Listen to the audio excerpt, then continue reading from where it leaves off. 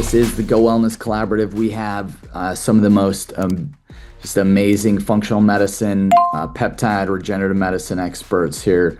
Dr. Dan Kellums, Reagan Archibald, and our program advisor here, Tucker Beatles. If you have any questions on how to work more closely with Go Wellness, reach out to Tucker at gowellness.com, or you can just type into the chat box. But let's dive in. Yeah, so I've been really funny about the greens powders, depending on where it's coming from, and actually trying to look at their clinical data. But I don't know. I was wondering if you guys had seen that. So some of those, we've been using I really like the thorn greens. It doesn't taste good, but I like the blend. I haven't tasted a greens powder that tasted incredible, but the thorn is good. But I like all the polyphenols and the fibers that are in there for the gut, right? Because that's, if we're really trying to maximize the potential and the diversity of that gut microbiome, it's all about diversity of fibers and polyphenols that are really going to make that biggest difference. Let's explain what the elemental diet is for people who don't know. And then let's talk about indications and results that you're seeing. Yeah, so the elemental diet is, it's powders, and it's just a powder, and it's basically your essential nutrients, and it's in a form that is really just massively bioavailable, really great absorption, and it really minimizes any effort of the digestive tract to have to break anything down. Nothing in there really has to be broken down. It just gets absorbed. And so, you get really good absorption of vitamins and minerals, some aminos, and that's really it. It's really just stripped down micronutrients that your body requires so that you can basically do a fasting diet, take the burden off of the digestive tract, and still make sure you're not depleting someone in the process. They just have that resilience and that fortitude where they just do it. They just muscle through it. It's crazy to me that, there's some people who just like that, but it's usually, we've had it with SIBO, the IBS, where it gets really bad. Also Crohn's and ulcerative colitis cases that are really severe. That works. You're just minimizing any responses from the gut and just giving it a break, man, and letting all those natural stem cells in that gut, do their job. One of the things that we've been adding to the protocol, though, and this was after, listening to, some of Chris Masterjohn's talking about, your glutathione in NAD is mostly utilized by your gut and your skin. If we'll do rifaximin and neomycin, depending on if it's a hydrogen or a methane producing, we'll use the herbs. We'll get in there with herbs and things to clear it out as well. We really like the product SBI Protect from Orthomolecular. That's kind of their I'd say that's probably what they consider their most successful product ever. Oh, wow. Yeah, because it's those immunoglobulins. And when you have one of the reps, one of the regional reps, Brian, he used a really good example. I thought it was great. He talks about like a basketball net. And, in order for a basketball to go through a basketball net, it's got to go through the top. And it's like actually going through the lumen of the intestine. But that intestine's permeable. And like bacteria and microbes and undigested food proteins are like golf balls, and they can go through the side of the net. But that SBI Protect, those immunoglobulins, they bind to those golf balls and they make it like bigger. So it actually can't permeate the side of the net. It's going to have lactose, and it's going to have like there's always like a certain amount of parts per billion of casein or whey or lactose that's going to be found in any of these colostrum products. And so by going with bovine serum, the likelihood of having any type of immune response to that is almost non-existent. Yeah.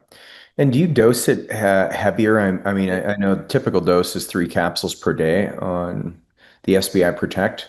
Do you find that adding more improves the outcome?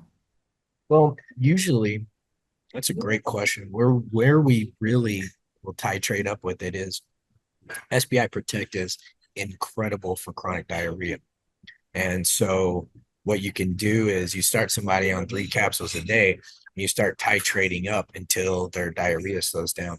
If they're a non, if it's an IBS-C case or a methane case where they have more constipation, just 3 to 5 pills a day is fine. And it doesn't seem to create constipation in people who have a normal bowel movement.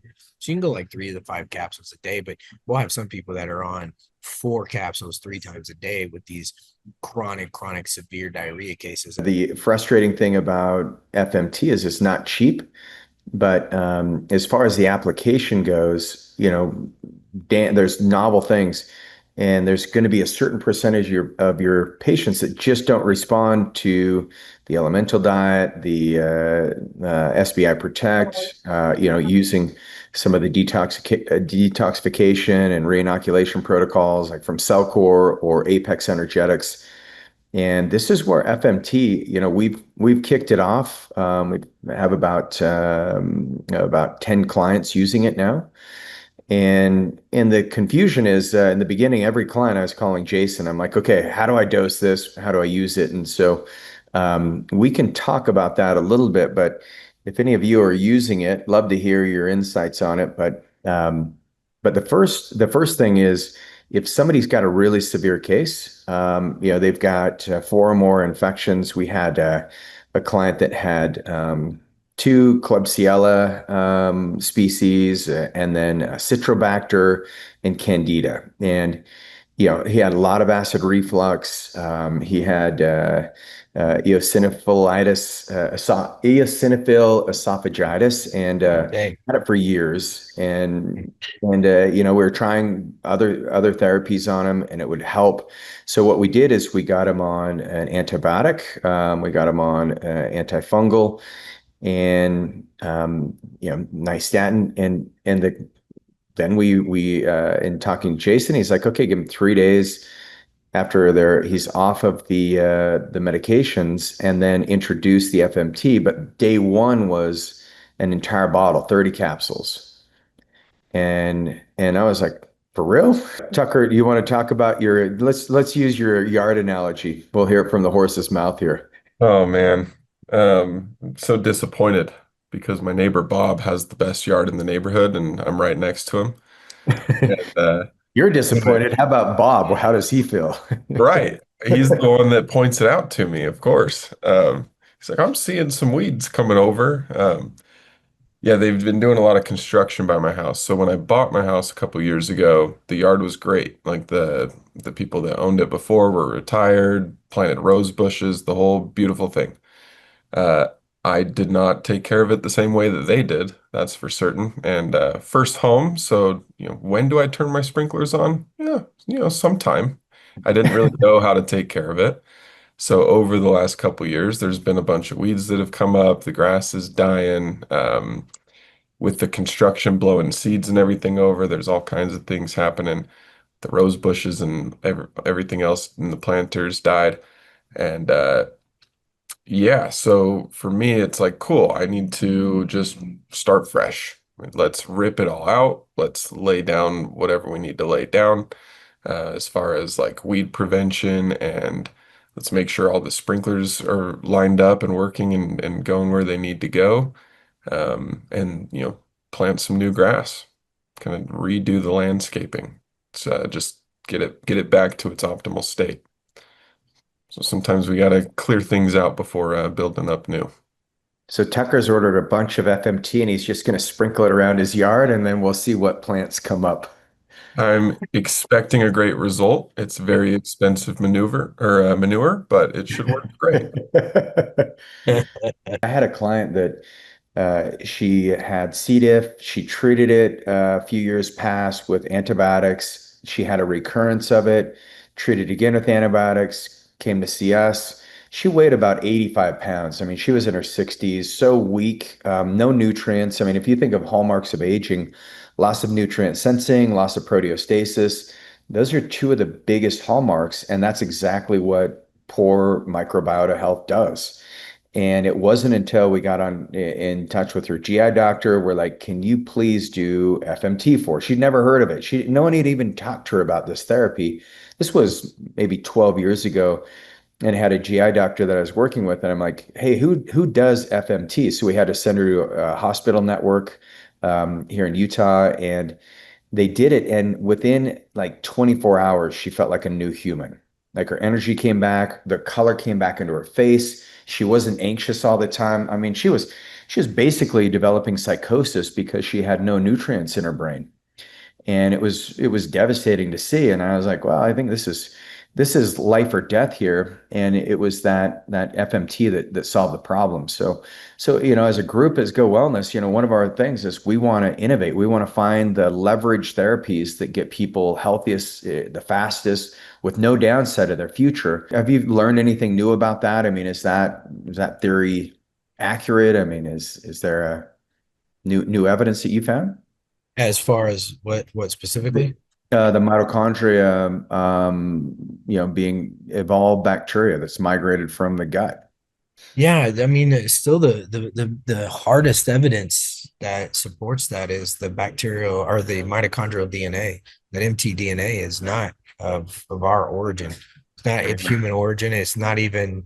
We can track your mitochondrial DNA to your mom, but that's the only tracking we have. There's no other shared DNA between humans and mitochondria.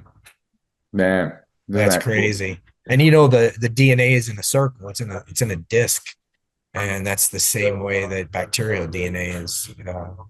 Fascinating. So yeah, it's not a double helix at all. Mm. So Yeah, the yeah, symbiotic relationship and the mitochondria. I mean, when you look at overall health, you look at longevity, everything's going back to the mitochondria. And it's like, okay, well, what's the mother of mitochondria? Oh, the bacteria. Okay, well, how do we fix the bacteria? That's where like microbiota transplant, awesome.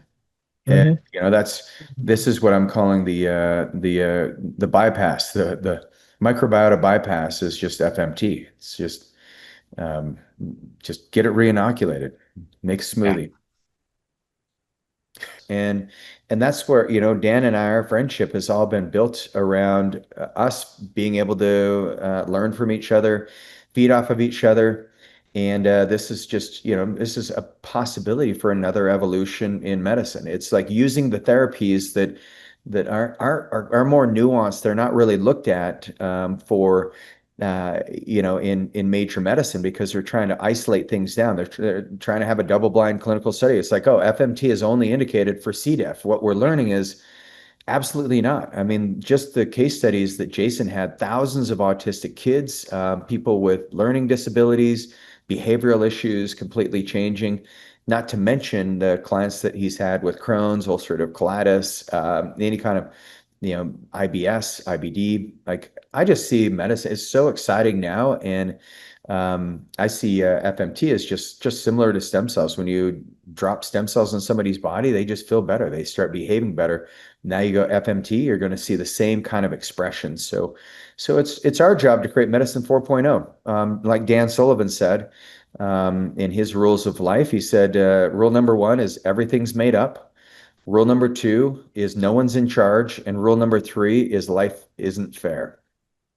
And so we're just trying to leverage our ability to innovate and be creative and think outside of the box as a disadvantage, an unfair advantage that we have where other people have a disadvantage because they're so stuck in the dogma, the paradigm that medicine's given them. So hopefully today from Go Wellness, this series, you guys had some creative thoughts and creative smoothie production coming up in your future.